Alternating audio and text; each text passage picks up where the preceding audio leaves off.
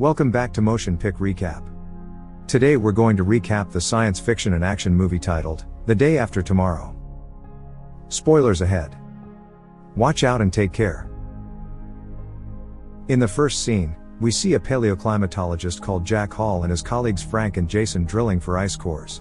Suddenly, a chunk of the ice the size of the state of Rhode Island breaks off. Some time later, Jack is holding a speech at the United Nations Global Warming Conference, warning about an impending global cooling event. According to their findings using ice core data, this could happen at any time between 100 to 1,000 years from now. Jack explains that a continued use of fossil fuels would lead to global warming, that would not only disrupt, but shut down the North Atlantic current that is keeping the North Polar region warm, and in turn cause a new ice age. Afterwards, Jack talks with Professor Terry Rapson of the Headland Centre in Scotland, who is an oceanographer, and discuss each other's research. A few days later, Japan experiences a horrific storm where enormous chunks of hail fall down from the sky, hitting people and destroying the city. At the Headland Centre in Scotland where Terry works, Terry and his colleagues notice a large and sudden temperature drop in one location over the Atlantic, figuring the instrument measuring the temperature is damaged.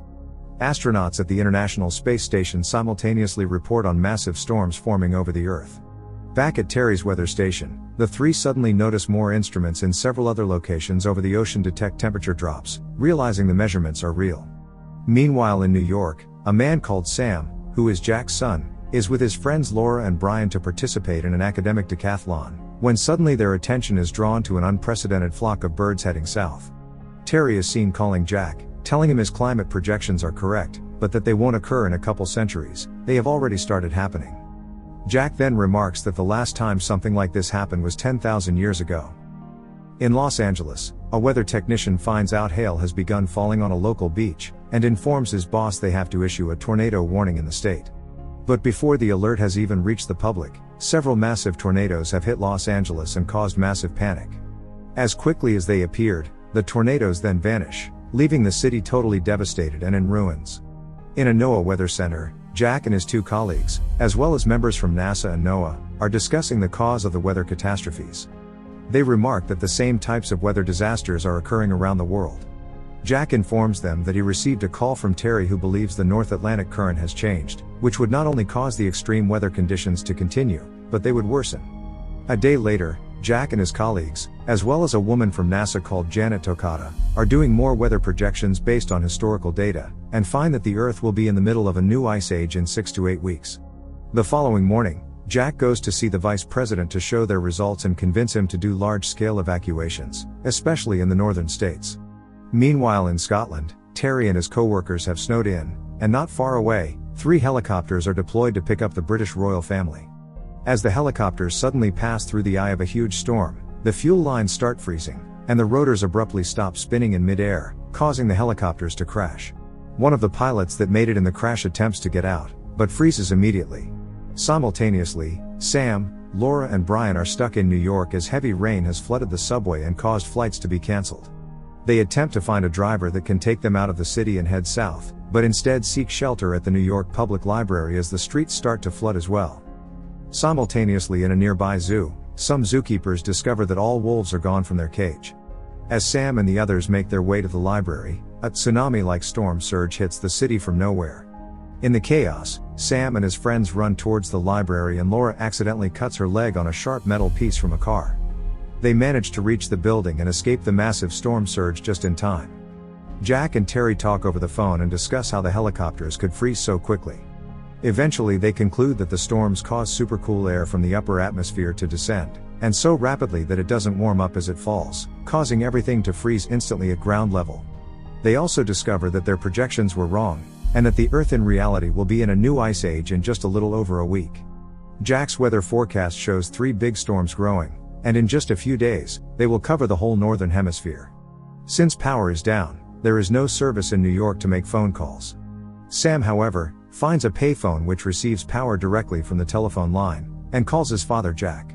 Jack tells his son to stay inside and wait out the storms, and burn anything they can to stay warm. Jack then also tells his son he will come for him. The room flooded with ice-cold water during the call, and Sam has to swim out. As he gets out of the water and they find dry clothes for him, Laura has to embrace Sam and use her body heat to warm him up. Jack starts packing to go and find Sam. Close to the library, a big cargo ship is later seen being washed in from the sea, and gets stuck due to the shallow water. Before leaving to get to Sam, Jack meets with the administration to explain the situation, and suggests evacuating everyone in the southern states since the weather conditions will only get worse.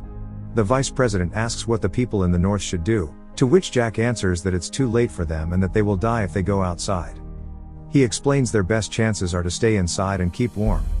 The president then determines they should act on Jack's suggestion and orders the southern states to be evacuated to Mexico.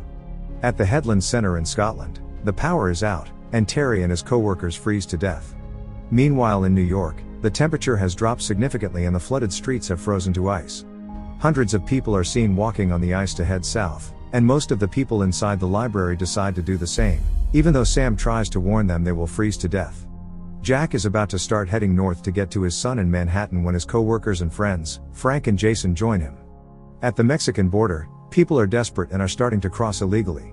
Back at the library, Sam and the few people that stayed, gather books to burn in an old fireplace, as well as loot vending machines for food. Just north of Philadelphia, Jack and his two friends hit an obstruction and continue by walking. As they are walking on the snow, they suddenly walk on a glass roof that breaks, and Frank falls in. Thanks to the lifeline, Frank is caught, but as Jack and Jason begin to try pulling him up, the glass they are standing on starts cracking. Seeing this, Frank decides to sacrifice himself to save his old friends, and cuts the lifeline. Back in the library, Sam and Laura are talking while the others sleep, and Sam reveals to her that the only reason he joined their team was because of her. Laura then kisses him. The following morning, Laura doesn't wake up and has a high fever. The group then discovers her injury on her leg, and concludes that she most likely has blood poisoning and needs penicillin straight away to survive. Figuring there must be medicine on the cargo ship stuck outside the library, Sam decides to go and search for penicillin there, and Brian and a recently befriended guy called JD join him. From the International Space Station, astronauts see that the eye of one of the storms will pass over New York within the hour. As Jack and Jason are approaching New York, Jason suddenly collapses and Jack has to carry him. Sam and his two friends make it to the cargo ship, but unbeknownst to them, the wolves from the zoo have caught their scent and have started to go after them. While the trio finds penicillin, as well as food, and starts to gather it, the wolves have made it into the cargo ship. Suddenly, the three sees the wolves and tries to escape into a room, but JD is bitten in the leg. The astronauts see that the eye of the storm is right over New York. Sam also notices the eye is over them and tells his friends that they must go immediately. Sam lures the wolves away and manages to trap them. They pack all the food and JD in a life raft and start running back to the library. Meanwhile, Jack realizes he is in the eye of the storm too, and begins preparing to take shelter. While Sam and Brian are running, the skyscrapers start to freeze from the top and down. Jack throws the unconscious Jason down into a building, after which he jumps in himself, all while seeing the American flag freeze in the middle of waving. Sam and Brian run through the library and just barely make it to the room, and they start throwing more books on the fire. Several hours later, when the eye of the storm has passed, Jason wakes up in a kitchen where Jack has managed to keep them warm. Since Jack is worried Sam may not survive another day, they leave immediately. Closing in on New York City later, they see the people having left the New York Public Library, sadly having frozen to death. The next day, the astronauts at the International Space Station can see landmass for the first time in many days. Jack and Jason wake up to a spectacular frozen landscape, eventually reaching New York. The duo make it to the library and start searching inside. Suddenly they find a door from which they spot glowing light emitted from underneath. They open it, and behind it, Sam and all the others are seen around the fireplace. Sam runs up to his father and they hug each other. As the news about survivors reach the military in the South, helicopters are deployed to go and get them, as well as search for more. While they all are on their way back in the helicopter, they spot survivors on roofs being rescued by the military. In the final scene, an astronaut at the International Space Station remarks that he has never seen the Earth's atmosphere so clear, ever. The end. Thank you for watching. Make sure to subscribe if you'd like to see more videos like this and hit the like button to help us out. Until next time, take care.